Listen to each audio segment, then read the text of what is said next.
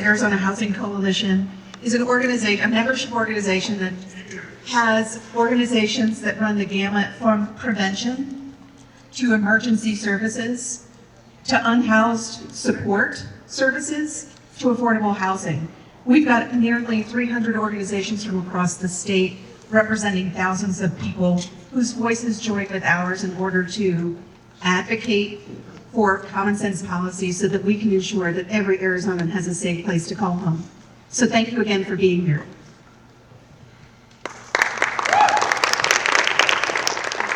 And thank you so much. And I'd like to invite Mr. Soto to come up here and share some insight.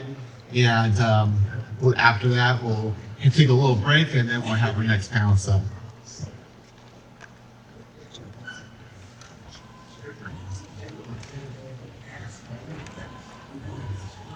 Great. Good afternoon, everyone. I'm gonna take a seat.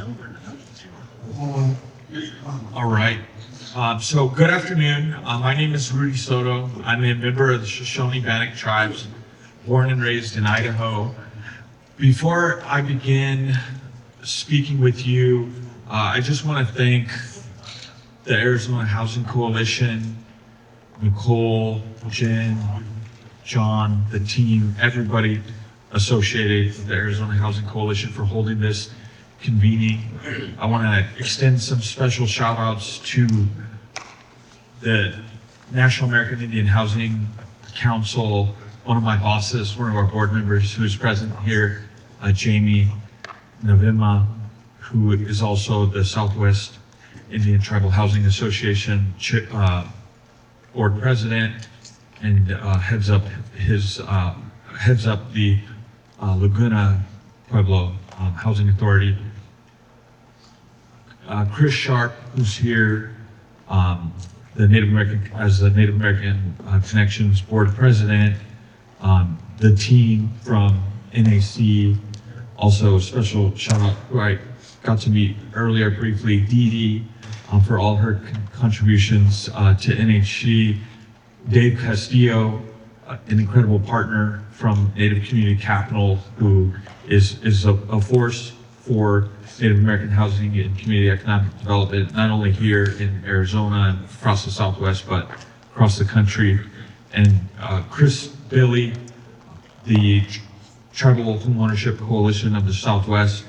And there are many others who I'd like to acknowledge, but those people in particular have and organizations have just been very meaningful partners in terms of welcoming us here, inviting us, and we're eager to strengthen our relationships with all of these organizations and to expand on those through the connections brought forth here today. And NHC, Native American Connections, is just very top of mind because my colleague, Blythe McWhirter, our federal, Phil, please stand up, Blythe. With our hand, thank you. Blythe is our federal affairs associate, and we had the privilege to tour many of their sites here. I was really blown away by everything that I saw.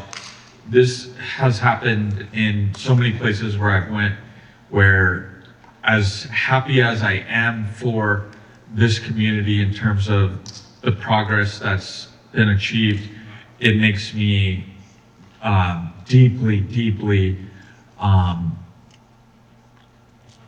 desire more of that in other parts of the country, in places like where I come from. And so I say that just to say that, you know, I think while I'm here representing the National American Indian Housing Council as executive director, and people might think that I have solutions or ideas, I'm seeing more of them here that other places need to learn about, and that there's just so much incredible work happening here in this area. And I also just want to acknowledge that I was taken aback at being asked about knowing some of the history of the tribes here in the region and their contributions to this entire place that we all live in. and I've been here at least a dozen times, and I can't say that I know enough to the extent that I feel like I should. And so I'm eager to come back. So when I've been having some of the side conversations with people about the work that's happening, and this being the first ever Native symposium on tribal housing and unhoused relatives, but more or less we see it as a tribal housing summit that is, being sponsored in part by the Arizona Housing Coalition, but with tribal partners. This just seems like a start that needs to be expanded upon, replicated, and even just minutes ago I was chatting with Jamie, the Southwest Indian Housing Association chair, about how we might pursue that and should and could. And so we're eager to work with all of you on that. So I just wanted to share some of that from the get-go. And also I want to share a little bit about my background. I love the saying, people don't care how much you know until they know how much you care. And so just by way of quick background on myself, born and raised in Idaho, Nampa. It's a suburb of Boise. I grew up in HUD housing. I'm a member, as I mentioned, I'm a member of the Shoshone-Bannock tribes. My mom was raised off reservation. She was adopted out with all of her siblings and spread away from her tribe and community and family before the Indian Child Welfare Act. That's why we grew up where we did. My dad was a farm worker, so mixed heritage, and I have siblings that are mixed from different tribes in Nebraska, Omaha, Winnebago, and that's really common in Indian country, and I'm sure even here in the Phoenix area. And growing up in HUD housing and lower income, community, there are a lot of things that come with that. Coming from an impoverished background, many siblings. I have two siblings that were born with spina bifida and used wheelchairs. So that was another challenge for my family in terms of my mom making it harder for her to work, and the need for her to be a provider. My siblings used wheelchairs. That was a very formative experience, and I didn't help when I was growing up. I bounced around in juvenile corrections throughout the state. I was such a bad kid that I ended up having to move to live with my older brother in Oregon, who was a carpenter, married a nurse. My sister-in-law and him started a young family and took a risk letting me move to live within Portland, Oregon. And I love sharing that my brother would tell people, I don't know what's wrong with this guy. He came here on a Greyhound bus looking like a wannabe gang member, like 14 years old. And he's like, next thing you know, he wants to be the mayor. And that tells you a little bit about me, because within a very short time frame, I had changed how I wanted to dedicate my life because of that hardship with my family, that upbringing. And I decided that I didn't want to be a burden anymore, and I wanted to help make life better for myself, my family, my community, and so forth. And so when I moved to Portland, I got really involved in school, became the first of my family to go to and graduate from college. And that's where I found a passion for public service through getting involved in the Native American Student Association student group. It's called USHE, United Indian Students in Higher Education. And I got invited to a meeting where an advisor, elder, provided pizza, and that's what got us all in the room. And she ended up sharing with us that the reason they pulled us together was because they need our help to go to the student government to advocate for our funding not to get cut. And I didn't understand at the time that this wasn't because the people in student government and the committee making the decisions that were fellow students had anything against us in particular. There were a lot of other groups that were going through that. There are scarce resources, and they were deciding what to prioritize. there were no Native Americans or people who understood the importance of our funding for our stipends, to go to conferences, to put on cultural events, to bring our community together. And so I worked with other student leaders, and we got elected and got on that student council, and we were able to double our budget. And seeing that microcosm of how you get involved and how important it is to be at the table, because as the saying goes, if you're not at the table, you're on the menu.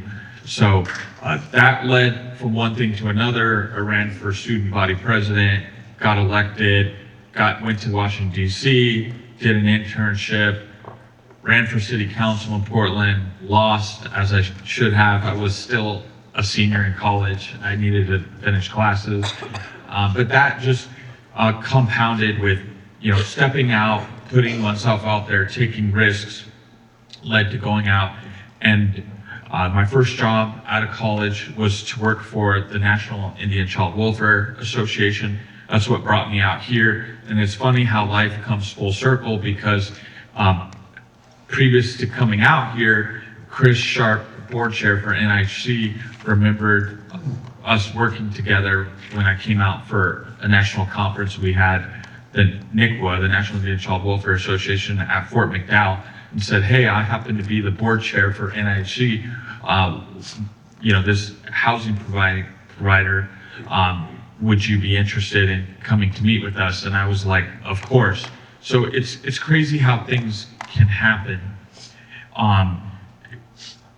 In Washington, D.C., I bounced around at national tribal organizations, the Indian Gaming Association, Tribal Casino Lobby, as a staffer for members of Congress and House Natural Resources, dealing with the myriad of issues that impact tribes, served in the military, worked after spending time in DC, did like what my brother said, this guy's crazy. I went home to Idaho, ran for Congress, as if I had every chance in the world, and I had no shot, but we raised a lot of resources. We had a staff, volunteers, team, did commercials, the whole thing, and came out of it having traveled all up and down and through the state to small towns. And that experience helped me earn consideration to get appointed the state rural development director by President Biden. So I started off the early part of the last administration leading the United States Department of Agriculture's Rural Development Association. I'm only the second Native American to hold that position. The first had been in South Dakota.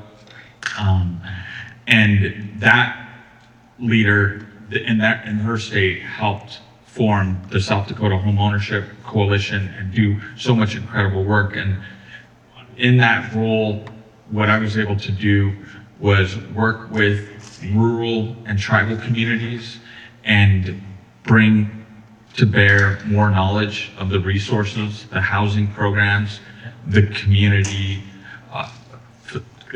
facilities funding, broadband funding, funding for hospitals and clinics. And that was an incredible privilege. And then one thing that I'm super grateful that I was able to be involved with was spurring a first ever Idaho Rural Success Summit that has spearheaded off many other things. And this was simply bringing together people from the rural ecosystem, from all walks of life, from all different sectors, to highlight stories of resilience, where there's breakthroughs, where people are leveraging financing, where they're working to achieve a grant and combine it with a loan, and working with the community foundation and piecing something together that is a breakthrough and that's innovative, and doing that across issue areas that are challenges for those rural communities. Even though I left, I'm really proud that the state of Idaho has taken that on. And just last week, at the Coeur d'Alene Tribal Resort, the Idaho Department of Commerce, the Lieutenant Governor of Idaho, and many, many other partners, national, regional, state, have continued that. And now it's running off on its own, and there are many other partnerships that come from that. And I share that to say that this convening here today reminds me of that genesis of bringing people together, that too often we work in silos, too often we work with the partners that we're used to, but when we break down those barriers of working in silos and leverage multiple partnerships, we're able to achieve things that are extraordinary. And right now, we're in a place of deep uncertainty, and we all know it. You turn the news on, sometimes, you can go through a day not looking at the news, and you turn it on by the end of the day, and there's lots of big things happening that are really all over the place. And in the tribal housing space, we've been successful to a point right now in achieving clarity by getting exempted from diversity, equity, inclusion, executive orders that have targeted the reduction of funding for those programs. We're one of 4 agencies that has achieved that clarity. There's still work to go, but that's significant for us because it doesn't matter what industry you're in, what organization you're in, what business, like everybody's impacted right now, and the uncertainty is so great. But for us, it's been extremely, extremely important and meaningful to achieve that clarity, and we're needing that for all of Indian country. People are aware, the Department of Education, there's intentions, executive orders to eliminate the department, but there are treaty and trust obligations that are the law of the land when it comes to the federal government's responsibility to provide for housing, healthcare, and education, as well as the general protection and welfare. So these are things that are happening right now as we speak. Tribal leaders that are hitting the Hill in Washington, D.C., organizations that are doing the work to protect these programs. But a saying that my leadership and I are really focused on right now is that saying, in the midst of chaos lies opportunity. And so I think it's really important right now for us to embrace that attitude is everything. When we're needing to be resilient, when we're needing to figure out the solutions to not only maintain where we're at, but where we're going to end up, how we're going to get there. And tribal peoples are the most resilient of this nation. And so we really got to dig deep right now within ourselves and within our partners to figure out how to embrace that mentality and to do what we're doing here today, to work with others across borders, across states, across communities, across neighborhoods, across organizations to unite and overcome the challenges that stand before us. So partnerships, coalitions, these are key, literally and figuratively. And the other thing that has really been top of mind for me is a saying that a friend reminded me of, which is momentum demands movement. And that's what today is about with this coalition hosting this event, is it's pulling people together and it's setting forth, it's pulling energy and people together and intention that can create the space for more good to happen. And so in all the side conversations that I've been having with people is, how can we keep this going? How can we build on this? And how can we make more out of it? How can we have this be substantive in the way that it needs to be? And those are the conversations that we want to have, that we need to have. And so I'm eager for us to be thinking about that before the end of the day, before we wrap up. What more can we do? How can we turn this meeting into something that becomes regular and that becomes impactful and that leads to outcomes and success stories that we can look back on and remember this is where it started. A couple other things that I want to share before just opening it up to a dialogue is today, this morning, I signed a partnership agreement to form a national planning committee with NeighborWorks America and the Seattle Indian Health Board to host a national summit on Native home ownership and homelessness. So at our National American Indian Housing Council conference at the end of this month and just over a couple weeks in Los Angeles, we're going to have a planning committee set in motion, a summit that's going to happen on the cusp, either front end or back end of NIHC's annual convention and trade show next year around this time. That's happening in Anchorage. And I'm eager to ensure that this region has a strong hand in helping shape that, because what I've seen here in the short time since I've been here is that there's a lot of good happening here for other communities to learn from. And I can tell you that it's already been happening. I know I was recently up in Portland, Oregon, and I understand that the Native American Connections has had a role in providing technical assistance to the Native American Youth and Family Association in Portland. I've been traveling to a lot of communities. We have a couple of cameras, videographers here.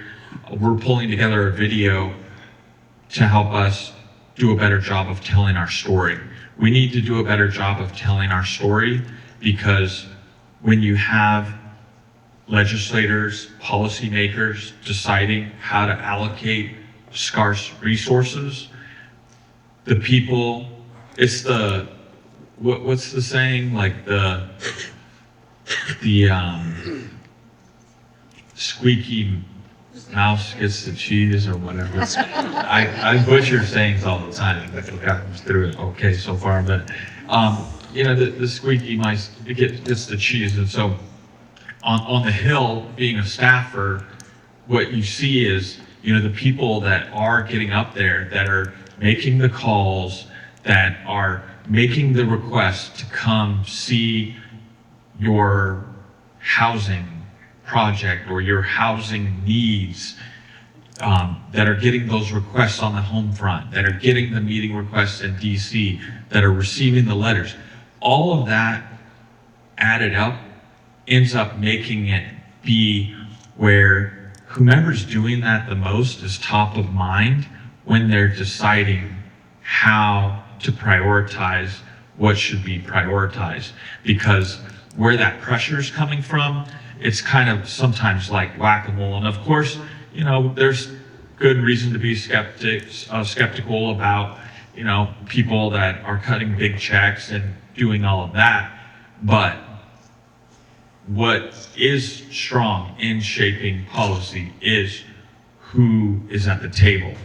And in order to help us emerge out of where we're at right now in what's to come with budgets, appropriations, funding levels, is getting in front of all of the right committees, leaders, to tell our story. in conversations that I've had, and I'm heading back, I wish I could stay longer in Arizona, but the big reason I'm heading back to DC ASAP is because we have a meeting with the leadership from the House Financial Services Committee in the House, and they're determining the potential, the pathway and the timeline for the reintroduction of NAHASDA, the Native American Housing Assistance and Self-Determination Act, which is the bedrock law that provides for the funding that we receive. It expired in 2013. We're needing that to get reauthorized ASAP. We're in an environment where programs that are not currently authorized are potentially on the chopping block for cuts by DOGE. So in order to prevent that, we need to get that reauthorized, and we need to get it reauthorized, not just to be the same status quo, but we need changes to be made to that to make it easier and to reduce barriers so that tribes, tribal housing programs, tribal organizations are able to do more to provide for home ownership, to expand their ability to provide housing for tribal members on and off reservation. And in Portland, Oregon, what I saw was a tribe, the Siletz tribe, one of our vice chairs for AZHC was behind helping leverage NAHASDA funds for a housing development off reservation in Portland within close walking distance of their urban Indian organization. And it was really mind-blowing because the vision they're enacting there is for a Native American corridor where they have multiple developments within close walking distance. And now, because of that experience of being a housing developer, they're property managers and they're acquiring properties where they're able to open up a food truck lot that doubles as a farmer's market. They have spaces for economic development professionals to work and artists and small business owners to come in and utilize that space. And then they also just last week opened up a Native American restaurant right in the area where all these residents live. So we're able to see and capture this on video and demonstrate to people a lot of what's talked about in a way that people don't always connect with. When you talk about culturally relevant, community-centered, economic development, these things are all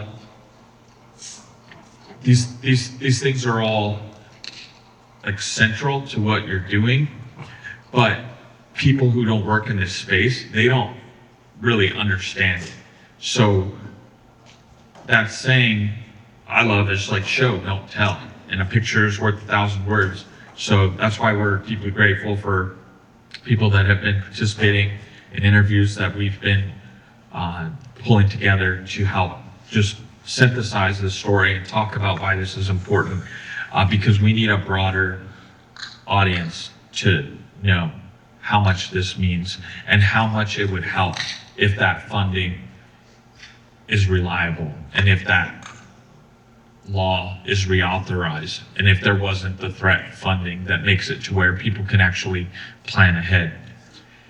And the last thing I'll say before opening up to dialogue is what's been super exciting to me is seeing what feels like, in some instances, housing developments that are turning into community developments, and both go hand in hand. But in some instances, you have housing authorities or organizations like NAC that are doing more. They're providing, fitness centers within the housing spaces. They're doing more than what people might typically expect. And in Oregon, one of the things I saw is that the Tribal Housing Authority is involved with helping the tribe to build a community center with the swimming pool and basketball courts and all these things. And it's really exciting to go to another tribal community and hear them talk about that and get upset amongst each other in a positive way, because they're like, well, why not us? We deserve that too. Let's get it together. Let's make this happen for our community too. And I feel like I've been seeing some of that today with TO and some of the or was it TO or was it Salt Room? Maybe it was both. I don't know. I'm saying, I'm just joking. But where, you know, people are like, that's amazing what you're doing there. We want that. We need that. Our people deserve that. And we need to involve our tribal elected leaders. And I think that's where we have our work cut out for us. I understand we might have some former tribal elected leaders here. Appreciate those for being here, but we need to bring our tribal leaders into the fold here, and that's you know, that's on us to do a better job at that, and we will get there. And with that, I want to open up and thank you all for inviting me, and thank you for letting me be a part of this symposium.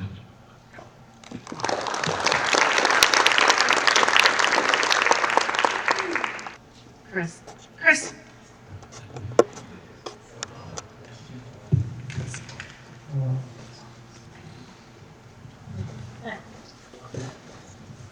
Hey, Rudy. With the Trump administration's move to basically remove the HAZA funding, I mean, how do you see that playing out politically, especially with Indian country having allies on the other side of the aisle? Thanks for that question, Chris. So many may be aware that there was the president's proposed budget put out last week. It was leaked a week before that on a Friday late, and we were like, really? And there are, you know, leaders out in our space that understandably see this as extremely threatening. It is. We're not the only ones in that. There are many, and this happens every year, regardless of who's president. There's a saying, the president proposes and the Congress disposes. The bottom line is the president gets to lay out what their priorities are and what those priority funding levels are. It is very significant because it tells everyone the direction that they want things to go, and depending on their popularity and the makeup of the Congress, they're able to achieve a substantial amount of their aims, regardless of who's president, regardless of party. But understand that it is Congress's responsibility and authority to determine funding levels. We have something that is not even once in a generation. It's forget the term. It's an anomaly. Congressman Tom Cole from Oklahoma is a Chickasaw member. The appropriations chair is probably the most powerful position in the United States House of Representatives besides the speakership. And it just so happens that that's a Native American who has made clear to his colleagues and has earned their respect across party lines that a priority to him is Indian country and the programs that the United States government has a responsibility to fund. So that puts us in a rare position of having a strong ally. We also have in the United States Senate Chair Lisa Murkowski from Alaska, who is a champion for Alaska Natives, Native Americans, and Native Hawaiians. So we have some friends in powerful places, But we can't rest on that, and they can't do anything alone. They need help, and that is incumbent upon us to deliver the support that they need to hold their ground to counter efforts to reduce our funding levels. So at NIHC, we all can only do our part, right? And I know we'll have a conversation later, but I have to make a plug for our website, NIHC.net, on our advocacy page, where we have 2 documents, a tribal resolution letter that individual tribal members, citizens of tribes can take to their council, their leadership, or however you might best navigate that to try to get them to consider a resolution in support of the HASDA reauthorization. Believe it or not, because there's so many challenges facing tribal nations, NAHASDA in recent years has not been at the top of the list. Right now, it's that time for this to be back at among the top of the list. We also have a template letter for TDHCs to send to their members of Congress. And then we're gonna follow that up with some template letters to request congressional meetings and site visits. We think that's going to be really important to pursue in August of this year, based on the timeline and strategy that we're pursuing. And so that's my best answer. I don't think that we're, I think with everyone's help, with us all getting involved and doing our part, we're gonna be okay. But it's only with the work that everyone puts into that. And if not, it can be much worse.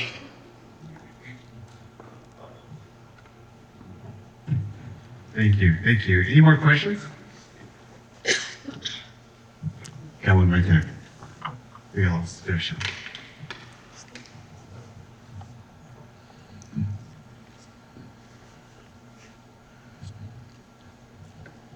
Regarding grants that have been received but have not yet been utilized, are they, how much of in jeopardy are they? And we're working as hard as we can to get them out the door to start construction or rehabilitation of homes and so forth, but we're just so backed up with work and with minimal workforce.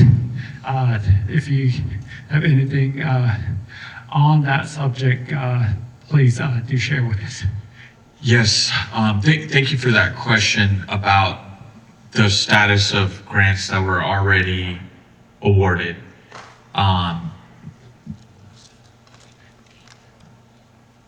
The best answer I can think of is let's talk offline, connect and gather more information, because we need those case studies, stories, examples. Sometimes we'll get calls as the National American Indian Housing Association from Senate staffers on the majority or the minority side as they're going into a meeting with the deputy secretary or high-level officials from different agencies, and they're asking, what are you hearing from the ground? We don't always know right in that moment, and so we need to have information like that from you, and we can also explore ways or think through who would be ideal to contact to find out the status, because some of these, from what I'm hearing, there might be situations where they might just let a single award go through because of connections. They get in touch with the right people at the agency at the right level, and those things are happening. Some are caught up in the whole program, and there's just a total freeze and halt on entire programs, and there's others that are being funded as normal. And, you know, I hadn't mentioned, but my last role before coming to NIHC, I was the Deputy Assistant Secretary at the United States Department of Agriculture, leading the Office of External and Intergovernmental Affairs. So I got to work with your governor from Arizona and governors across the country and I felt like we were like a glorified 411, like, hey, somebody wanted to get through to somebody because someone's wanting to find out the status of a funding award. So then we'd have to route that and figure out who to get that answer. And so I'm just saying that to share that your specific situation is something that would be helpful for us to have, so that when we're meeting with people, we're able to share that story, your situation as an example, and to try to get you an answer.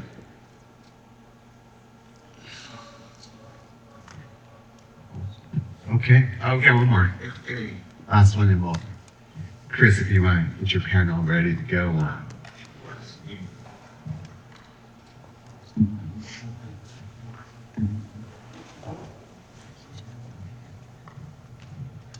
Thank you, Rudy, for your discussion with us today.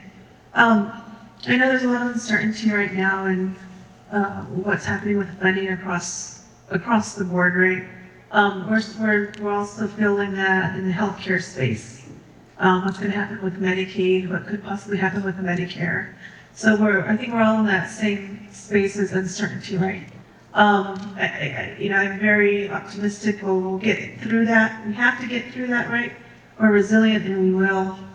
But I'm really happy today that my colleague was here to talk about the work that we're doing at Sage Memorial Hospital. And talk about, from a healthcare provider, how we encounter housing, lack of housing, and how we encounter homelessness with our patients. So when I think about housing through a healthcare lens, ideally you want them housed, right? That's the ultimate, and that's a lot of the work that's happening. But a lot of the times, our relatives will have to have housing that might be short-term to help with maybe a condition that they're having to battle or having to address, whether it's a chronic illness or substance abuse issue, something like that. So from our healthcare perspective, we're looking at like residential behavioral health facilities. You may have learned of the fraud that we had here in Arizona, and just the lack of these types of, quote unquote, housing for residential behavioral health treatment. We don't have those on our reservations. So we come here and we were just, our people were prey for the predators here in Arizona. So that is a type of housing, although it's not permanent housing. It isn't the necessary type of housing we would like people to be, but should be, because that's what they need.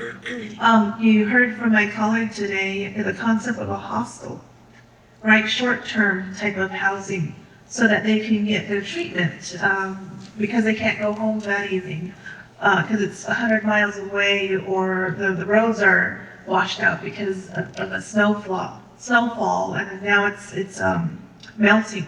So that type of short-term type of housing is what we think about from a healthcare provider.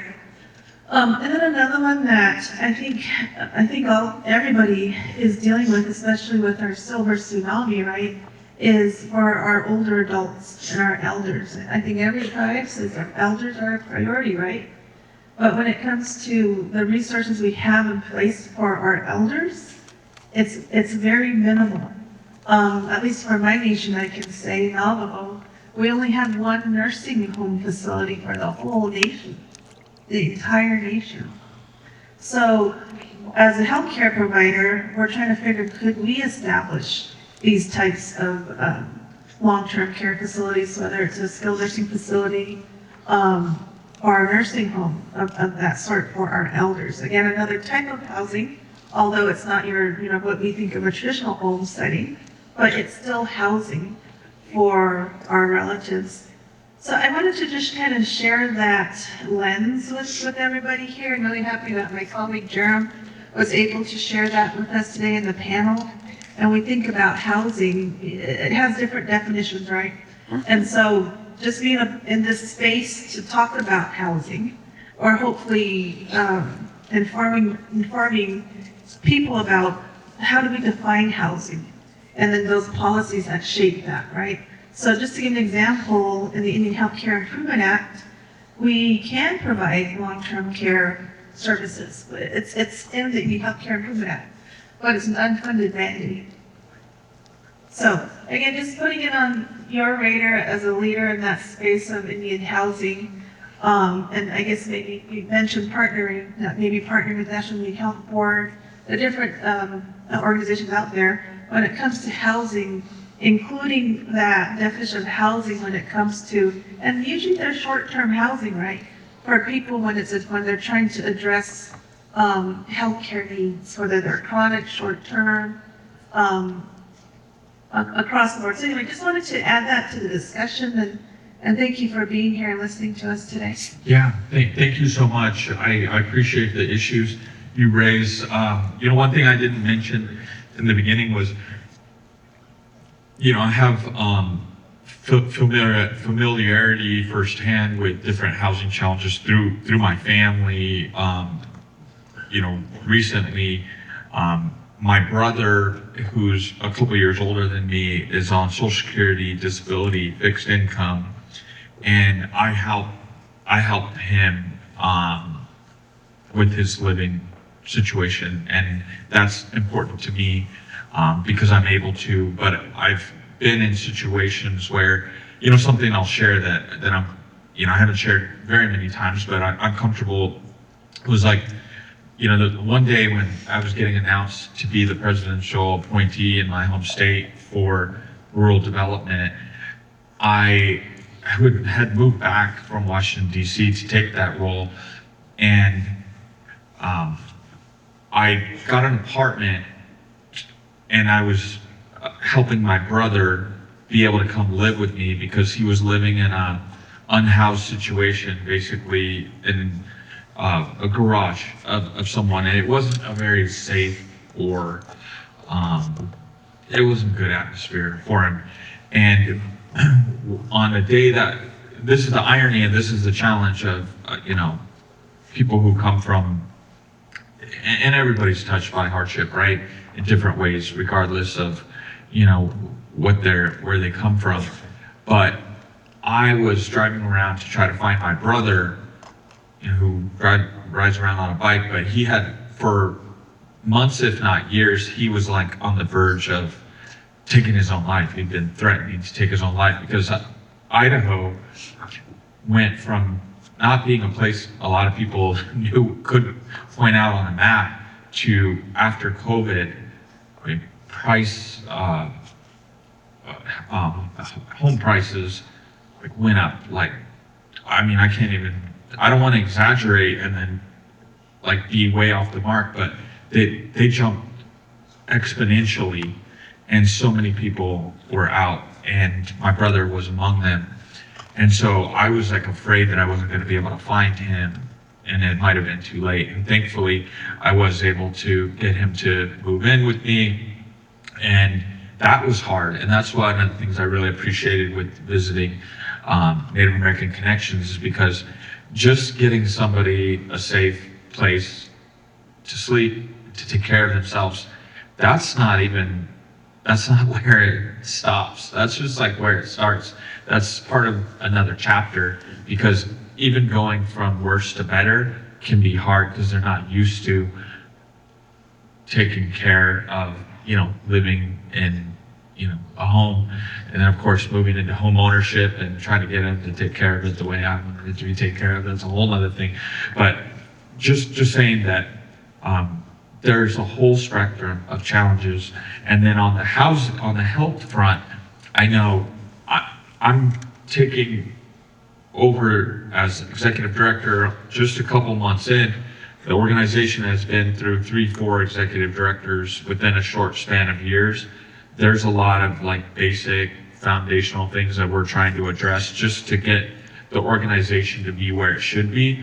But I have a lot of hopes for partnering in spaces where we should be more involved with urban Indian organizations because of our unhoused relatives or off-reservation Native Americans, intertribal, in metropolitan areas that need more help.